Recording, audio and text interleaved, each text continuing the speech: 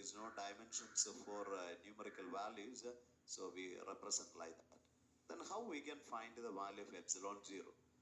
So നമ്മുടെ മനസ്സിലേക്ക് പെട്ടെന്ന് നമ്മുടെ മനസ്സിലേക്ക് വരുന്ന ഒരു കൺസെപ്റ്റാണ് നമ്മുടെ കൂളംസ് ലോ.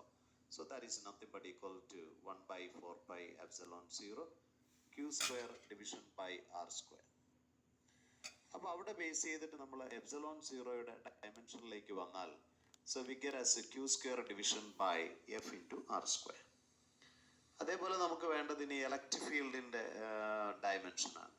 നമുക്കറിയാം force on a charged particle in an electric field.